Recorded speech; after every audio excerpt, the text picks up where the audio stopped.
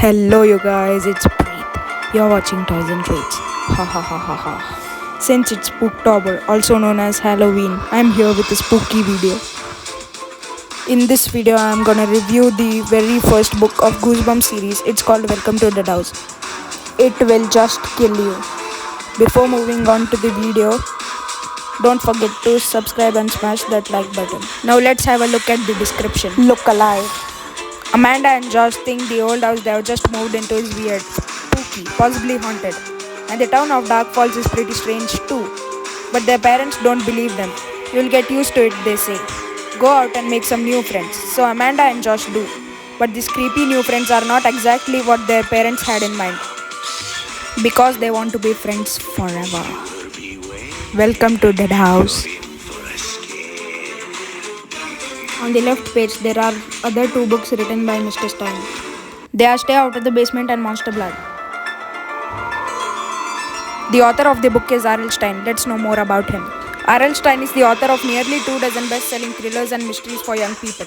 Recent titles for teenagers include Hit and Run, The Girlfriend, and The Babysitter 2, all published by Scholastic. He is also the author of Fear Street series. When he isn't writing scary books, he is the head writer of the children's TV show Eureka's Castle, seen on Nickelodeon. Bob lives in New York City with his wife Jane and 12-year-old son Matt. Now let's move on to the review. Amanda's family moved to a new house which is a lot bigger than their old house. The house belonged to their uncle who had recently passed away, so they got that house for free. Mr. Dawes was the man from the local real estate office. Just as they get down from the car, Amanda sees a dark figure staring at her from the first floor window. But nobody lived in that house. When they are shifting their things, P.T. the dog runs away and Josh, Amanda's little brother, follows him. P.T. runs to the cemetery and sniffs all tombstones and Josh chases him. When Amanda sees that, she thinks that they are running from something. But what? No, it's just Josh chasing the dog. After they are done shifting, they go to their neighborhood. The neighborhood is covered in shadows. Then later that night, Amanda has a nightmare in which all of her family have become skeletons and are having dinner together. When she wakes up from that nightmare, she notices that the curtains are blowing but the window is closed. The next day after their breakfast, their parents insist them both to go out and make some new friends and play with them. They agree and go out and meet a boy named Ray.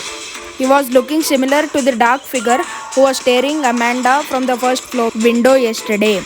Ray says that he used to live in the same house as theirs before. They go to the playground and introduce themselves to the group of children and play baseball. The dog barks at every single kid. When the clouds clear and sunlight falls, they all go home. Among all kids they met, George, Jerry and Karen. Amanda invites Karen to visit them at their house. Karen and Ray used to live in the same house as Amanda's. The next day they go out and play too. But this time they tie the dog. The dog escapes at a point and the two kids go looking for it.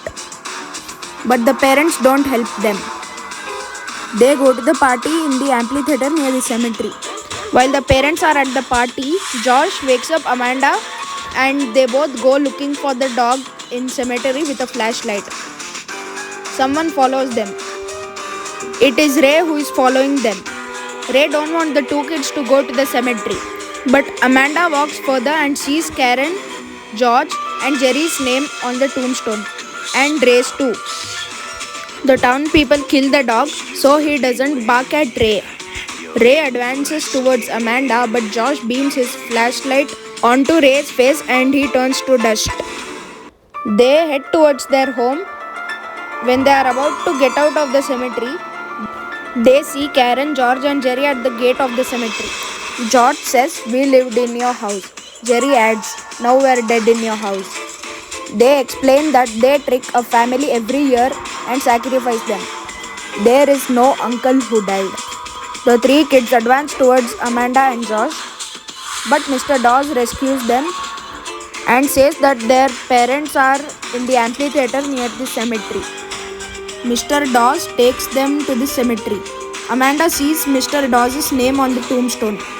Mr. Dawes explains, This was a normal town once, and we were normal people. Most of us worked in the plastics factory on the outskirts of town. Then there was an accident. Something escaped from the factory, a yellow gas. It floated over the town. So fast we didn't see it, didn't realize. And then it was too late, and Dark Falls wasn't a normal town anymore. We were all dead.